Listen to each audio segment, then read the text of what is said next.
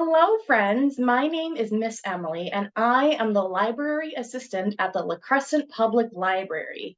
And I am so excited to share with you the first through fifth chapters of A Boy Called Bat. I love this book, and I'm so excited to share with you today. Let's go ahead and get started. Chapter 1 After School. Bixby Alexander Tam stared into the refrigerator, trying to decide what to eat. He knew that the longer he took, the more energy he was wasting, and Bixby Alexander Tam did not like to waste energy.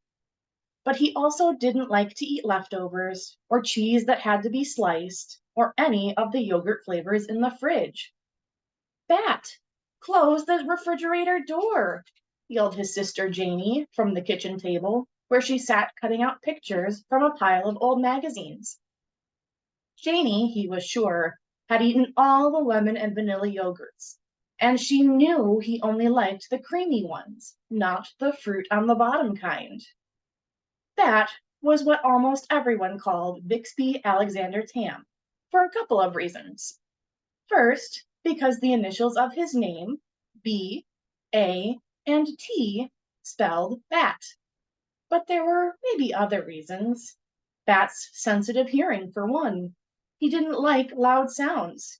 What was so unusual about that? And if Janie's old earmuffs happened to make an outstanding muffling device, was it that funny if he liked to wear them? There was also the way he sometimes flapped his hands when he was nervous or excited or thinking about something interesting. Some of the kids at school seemed to think that was hilarious. And of course, bats have wings, which they flap. So between the initials and the earmuffs and the hand flapping, the nickname had stuck. And truthfully, Bat didn't mind. Animals were his very favorite thing, better even than vanilla yogurt. Janie, did you eat all the vanillas? Not all of them, Janie answered. She curved the scissors around the bent arm of the boy she was cutting out.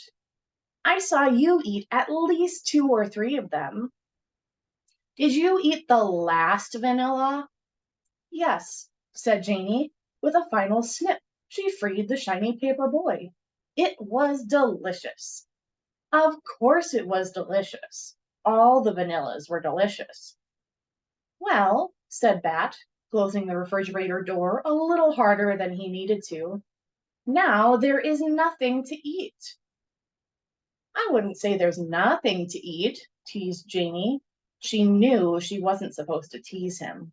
Well, I would, said Bat. Nothing I want to eat. Then you must not be very hungry. On Tuesdays and Thursdays, after Mom drove Bat home from school, she had to go back to work for a couple more hours. It was Janie's job to watch Bat. Thursdays were the hardest, and today was a Thursday. Make me a snack, Bat demanded. Make me a snack what? Make me a snack now. No, said Janie. Make me a snack, please. I don't have to say please, said Bat. Making me an after-school snack is part of your job. You don't have to say please to get someone to do their job. You do if you want them to do it well, said Janie. But she pushed back the magazines and stood up. Bat felt his elbows beginning to bend. He felt his hands getting ready to flap. I'm hungry, he said again. His voice sounded higher. Okay, said Janie. Don't fly away. I'll fix you a peanut butter and jelly. Without the crusts, Bat said. He felt better already. Chapter 2 Bat's Cave. After finishing his snack, Bat went to his room. Bat's room was his favorite place in the whole world. In his room, Bat felt completely comfortable. Here, he knew where everything was. If something was in the wrong place, it was his own fault, because no one messed with his room but him. In the rest of their small house, Bat's mom and sister knew to put anything that needed to go to Bat's room in one of three baskets: his clean laundry basket, his book basket, and his miscellaneous stuff basket. Miscellaneous was a great word and one of Bat's favorites. It meant all the extra stuff, so the miscellaneous stuff basket could have almost anything, except clean laundry and books, in it. When the baskets were full, Mom placed them in the hallway outside Bat's door. He took them into his room and unloaded them himself. Once, Mom had tried to reorganize his dresser drawers because she thought he could use some help. After, when he was so upset he couldn't even speak, she said, "I'm sorry, Bat, but your drawers were just a mess. Your hats mixed in with pants and sweaters. I don't know how you find anything." But the drawers weren't a mess. Not at all. If Mom had looked more closely, she would have seen that his knit caps were in with his long pants and his sweaters, because he always wore those things together on cold days. Shorts and t-shirts were in another drawer, because he wore those things together on warm days. "But what about this drawer?" Mom had asked, pulling open the bottom right drawer, which held a pair of pants, a wool sweater, and two t-shirts. "Those are the things I never wear," Bat told her when he finally calmed down, "because they're itchy and uncomfortable." Then Mom cut the tags out of the t-shirts and Bat moved them to his warm days drawer. After that, Mom left him to his own devices, as she liked to say. Once in his room, Bat closed the door. There was a sign on the outside that said, "Please knock." Janey had written it for him because her writing was much neater than his. Janey could do all the hand things better than Bat. Write things, cut things out, smooth peanut butter on bread. The clock told Bat that Mom would be home in 46 minutes. Mom was a veterinarian, which was what Bat intended to be too one day. Mostly she treated cats and dogs, but sometimes she had unusual patients. Once she had taken a BB pellet out of the wing of a hawk. The pellet had broken one of the bones, and Mom had done surgery to mend it. She'd brought home x-rays to show Bat. "Why would anyone shoot a hawk?" Bat had asked. "Do you think they were going to eat it?" "No," said Mom. "Sometimes people do stupid things." She had been very angry about the hawk, angrier even than when Bat and Janey got into loud screaming fights. Seeing the x-ray of the hawk's broken wing made Bat angry too. But his room always made him feel better. It had a roll-down bamboo window shade and a fine closet full of shelves and a pull-out trundle in case someday a friend came to spend the night. It had a ceiling fan and a reading lamp and a rug with a picture of a train track printed on it. Bat felt like looking through his animal encyclopedia, which he often did after school, so he pulled it down from the bookshelf and dropped comfortably onto his beanbag. His stomach was full of sandwich, and Mr. Grayson hadn't assigned any homework. For this moment, at least, Bat felt perfectly content. Chapter 3. No Vanilla Yogurt. Mom was supposed to be home by 5 o'clock, but 5 o'clock came and Mom did not arrive. By 5:15, Bat wanted to call the police. "That's what we're supposed to do in case of emergency," he said to Janey. She was watching TV. "This isn't an emergency, Bat." "How do you know? It might be an emergency. You don't know for sure that it isn't an emergency." "Bat, call Mom's phone if you're so worried." Bat didn't want to call Mom's phone. What if she was driving and she answered when he called and then she crashed the car? "I don't want to cause an emergency," he said. "If you had any friends to play with," Janey said, "you could hang out with them on Tuesdays and Thursdays instead of being a pain in my neck." Bat thought this was unfair and also mean, considering that he was so worried. But before he could say anything, he heard Mom's car turn into the driveway. A warm rush of relief flooded over him. He left Janey in front of the TV and ran outside. "Mom," he said, "you're late." "Easy, Bat," Mom said, climbing out of the car. "No need to be angry." Bat wasn't angry, not really. He was relieved. But instead of explaining this, Bat asked, "Did you go to the grocery store and get more vanilla yogurt?" "I didn't have time," Mom said. That was the last straw. Mom was late, and Bat was worried, and now no vanilla yogurt. Bat felt a ball of anger rising up in his chest, hot and hard and loud, wanting to escape through his mouth in a yell. His eyes squinted together, and his hands drew up tight against the sides of his body. Mom put her hand on his shoulder and knelt down so she could look right into Bat's eyes. But Bat didn't want to look at her eyes. He didn't want her eyes looking at him. "Calm down, Bat," Mom said in her soothing voice, the one she saved for when Bat was getting really upset. "It's okay. I had a good reason for not going to the grocery store. If you can calm yourself down, I can tell you what it is."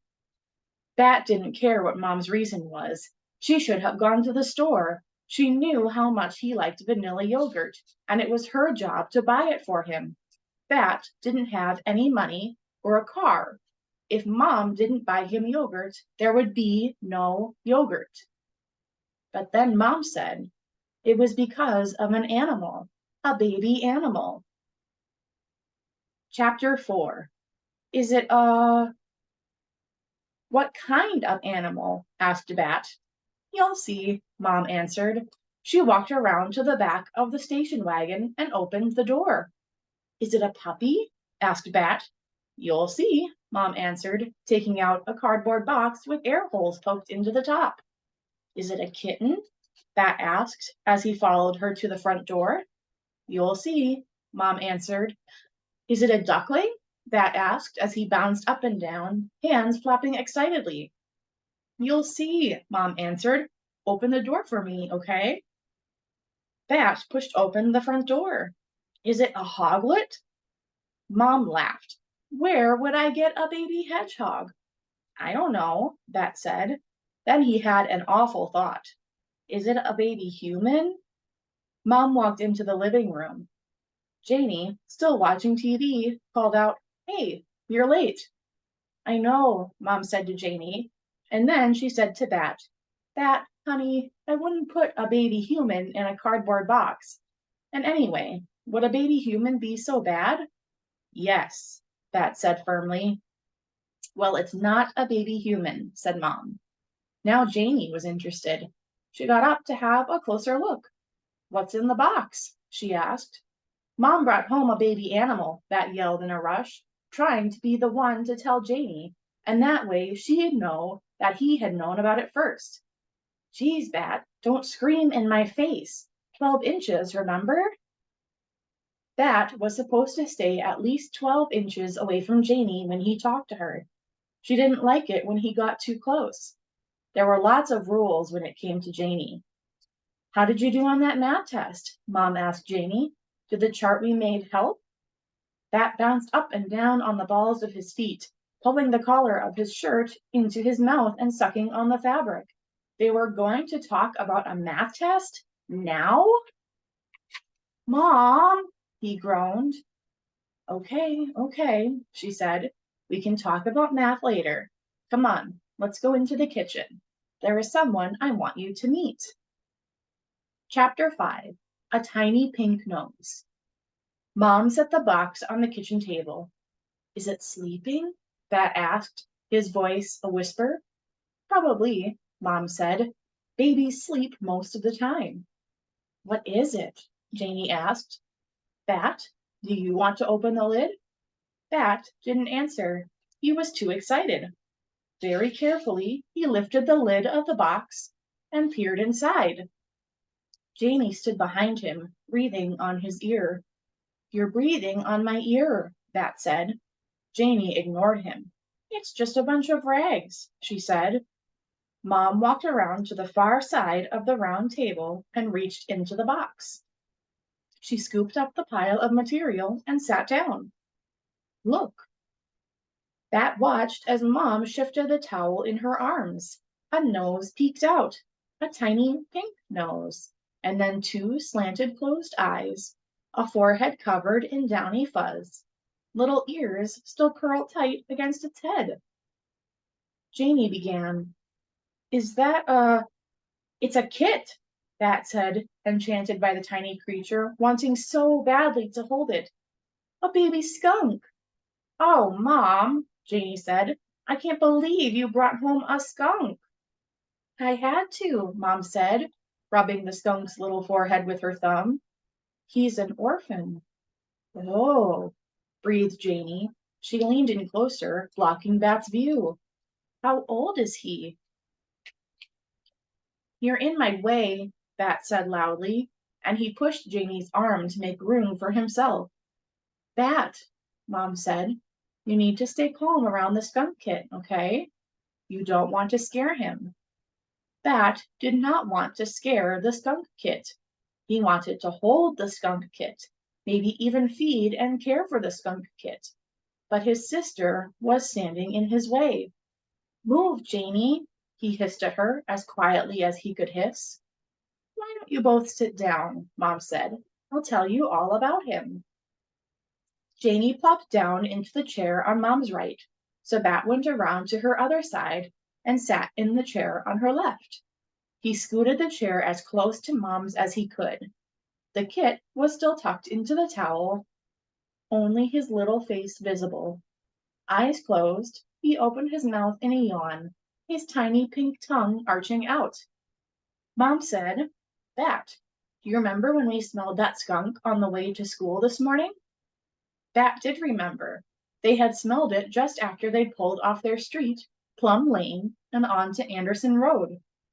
He had smelled it, and Mom had smelled it too. Bat had craned his neck, looking out each window carefully. He'd seen lots of people on bicycles. They lived near a college, and the students mostly rode bikes to class. And he'd seen other cars and some people on foot. It was the beginning of spring, but it was still cold, so he had seen lots of hats and scarves. He'd seen an American flag on a flagpole in front of the post office.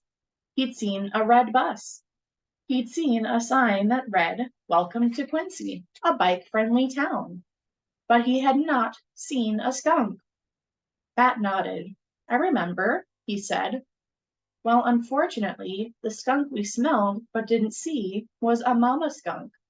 A car hit her, and a couple of college students brought her to my office in the basket of a bike. She was there waiting for me after I dropped you off at school, injured and very pregnant. Is she okay? Janie asked. I wish I could say she is, Mom answered. I wasn't able to save the mother or the other baby kits. Only this one survived. I was able to check the mother for diseases, though, and luckily she wasn't sick, which is a good sign that the kit isn't sick either.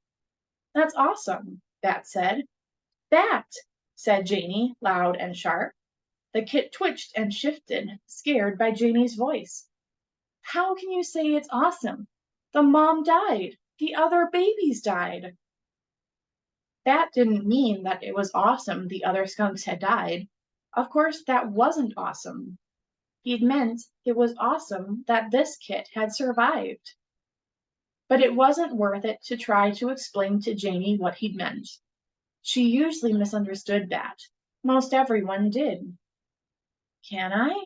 Bat reached out for the kit, wanting so badly to hold him that his fingers twitched. We can't keep him, Mom warned. There's a wild animal rescue center that we can give him to in about a month, but they're too busy to take him in just yet. So we can help him get bigger and stronger before we hand him over to the experts. They'll raise him until he's ready to be released into the wild when he's about 5 months old. Then she passed the tiny kit, wrapped in towels, into Bat's arms. The kit was so small that Bat couldn't even tell he was in the towel except for the tiny face that peeked out. He cradled the bundle in his arms. He felt his face stretch into a wide smile. so wide it made his cheeks sore. That was chapters 1 through 5 of A Boy Called Bat. I hope you enjoy reading the rest of this book this summer.